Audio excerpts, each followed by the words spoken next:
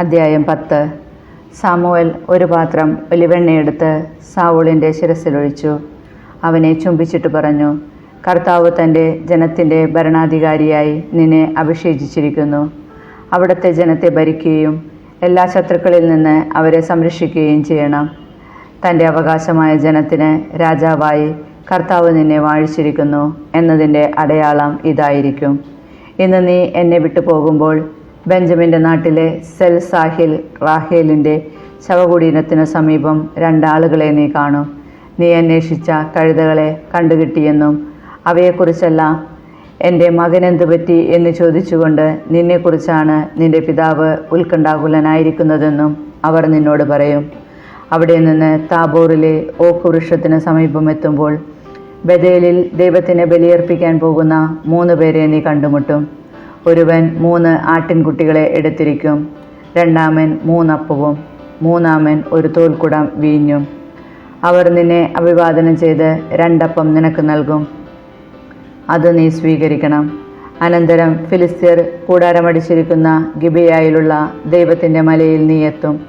പട്ടണത്തിലേക്ക് കടക്കുമ്പോൾ സാരംഗി, ചെണ്ട, കുഴൽ, കിന്നരം എന്നീ വാദ്യമേളങ്ങളോടെ മലമുകളിൽ നിന്ന് ഇറങ്ങി വരുന്ന ഒരു പ്രവാചക ഗണത്തെ നീ കണ്ടുമുട്ടും. അവർ പ്രവചിച്ചു കൊണ്ടിരിക്കും. അപ്പോൾ കർത്താവിൻ്റെ ആത്മാവ് ശക്തമായി നിന്നിൽ ആവസിക്കും. നീയും അവരോടൊത്ത് പ്രവചിക്കാൻ തുടങ്ങും. മറ്റൊരു മനുഷ്യനായി നീ മാറും. ഇവ സംഭവിക്കുമ്പോൾ യുക്തം പോലെ ചെയ്തു കൊള്ളുക. ദൈവം നിന്നോട് കൂടെയുണ്ട്. എനിക്ക് മുൻപേ ഗിൽഗാലിലേക്ക് നീ പോകണം. ദഹനബലികളും സമാധാന ബലികളും അർപ്പിക്കാൻ ഞാനും വരുന്നുണ്ട്. എന്താണ് ചെയ്യേണ്ടതെന്ന് ഞാൻ വന്ന് കാണിച്ചു തരുന്നതുവരെ നീ 7 ദിവസം കാത്തിരിക്കുക. സാവൂൾ സാമുവേലിൻ്റെ അടുക്കൽ നിന്ന് പോകാൻ തിരിഞ്ഞപ്പോൾ ദൈവം അവന് ഒരു പുതിയ ഹൃദയം നൽകി. സാമുവേൽ പറഞ്ഞതെല്ലാം അന്ന് തന്നെ സംഭവിച്ചു. സാവൂളും ഭൃത്യനും ഗിബെയയിലെത്തിയപ്പോൾ പ്രവാചക ഗണത്തെ കണ്ടു. ഉടൻ ദൈവത്തിൻ്റെ ആത്മാവ് അവനിൽ ശക്തമായി പ്രവർത്തിച്ചു. അവനും അവരോടൊത്ത് പ്രവചിച്ചു. സാവൂളിനെ മുൻപ് അറിയാമായിരുന്നവരെല്ലാം അവൻ പ്രവചിക്കുന്നത് കണ്ടപ്പോൾ പരസ്പരം ചോദിച്ചു, കിഷിൻ്റെ മകന് എന്തു പറ്റി? സാവൂളും പ്രവാചകനോ? അവിടുത്തുകാരിൽ ഒരാൾ ചോദിച്ചു, അവരുടെ പിതാവാരാണ്? അങ്ങനെ സാവൂളും ഒരു പ്രവാചകനോ എന്നത് ഒരു പഴഞ്ചൊല്ലായി തീർന്നു. പ്രവചനം കഴിഞ്ഞ് അവൻ മലമുകളിലെത്തി. സാവൂളിൻ്റെ പിതൃസഹോദരൻ അവനോടും ഭൃത്യനോടും ചോദിച്ചു, നിങ്ങൾ എവിടെ പോയിരിക്കുകയായിരുന്നു? കഴുതകളെ തിരക്കി പോയതായിരുന്നു. അവയെ കാണായികയാൽ ഞങ്ങൾ സാമുവേലിൻ്റെ അടുക്കൽ പോയി എന്ന് അവൻ പറഞ്ഞു. സാമുവേൽ നിങ്ങളോട് എന്തു പറഞ്ഞു എന്ന് അവൻ ചോദിച്ചു. സാവൂൾ പറഞ്ഞു, കഴുതകളെ കണ്ടുകിട്ടിയെന്ന് അവൻ ഞങ്ങളോട് പറഞ്ഞു. എന്നാൽ താൻ രാജാവാകാൻ പോകുന്നതിനെപ്പറ്റി സാമുവേൽ പറഞ്ഞതൊന്നും അവനോട് പറഞ്ഞില്ല. സാമുവേൽ ജനത്തെ മിസ്പായിൽ കർത്താവിൻ്റെ സന്നിധിയിൽ വിളിച്ചുകൂട്ടി. ഇസ്രായേലിൽ ജനത്തോട് അവൻ പറഞ്ഞു, ഇസ്രായേലിൻ്റെ ദൈവമായ കർത്താവ് ഇപ്രകാരം അരുളി ചെയ്യുന്നു, ഇസ്രായേലിനെ ഈജിപ്തിൽ നിന്ന് ഞാൻ കൊണ്ടുവന്നു.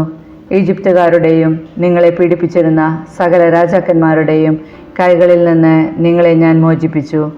എന്നാൽ എല്ലാ ദുരിതങ്ങളിലും അത്യാഹിതങ്ങളിലും നിന്ന് നിങ്ങളെ സംരക്ഷിക്കുന്ന ദൈവത്തെ ഇന്ന് നിങ്ങൾ ഉപേക്ഷിച്ചിരിക്കുന്നു.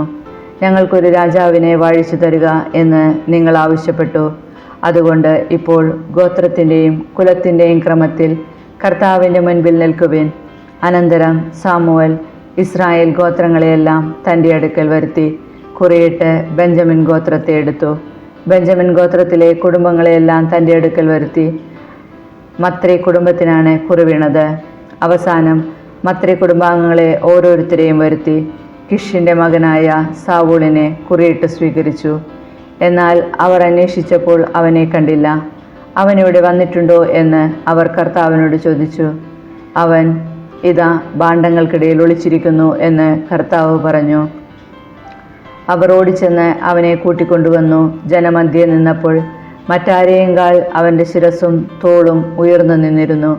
സാമുവേൽ ജനക്കൂട്ടത്തോട് ചോദിച്ചു, കർത്താവ് തിരഞ്ഞെടുത്തവനെ നിങ്ങൾ കാണുന്നില്ലേ? അവനെപ്പോലെ മറ്റാരുമില്ല. അപ്പോൾ രാജാവ് നീണാൾ വാഴട്ടെ എന്ന് ജനം ആർത്തു വിളിച്ചു. അനന്തരം സാമുവേൽ രാജധർമ്മത്തെപ്പറ്റി ജനങ്ങളോട് പറഞ്ഞു. അതെല്ലാം ഒരു പുസ്തകത്തിൽ എഴുതി കർത്താവിൻ്റെ മുൻപിൽ വച്ചു. പിന്നീട് ജനത്തെ അവരവരുടെ വീടുകളിലേക്ക് പറഞ്ഞയച്ചു. സാവൂളും ഗിബിയായിലുള്ള തൻ്റെ ഭവനത്തിലേക്ക് മടങ്ങി. ദൈവത്താൽ പ്രചോദിതരായ ഏതാനും യുദ്ധവീരന്മാരും അവനെ അനുഗമിച്ചു. എന്നാൽ ചില കുബുദ്ധികൾ ചോദിച്ചു, നമ്മെ രക്ഷിക്കാൻ ഇവന് സാധിക്കുമോ? അവർ അവനെ അധിക്ഷേപിച്ചു. കാഴ്ചയൊന്നും അവർ കൊടുത്തതുമില്ല. അവൻ അത് ഗൗനിച്ചില്ല.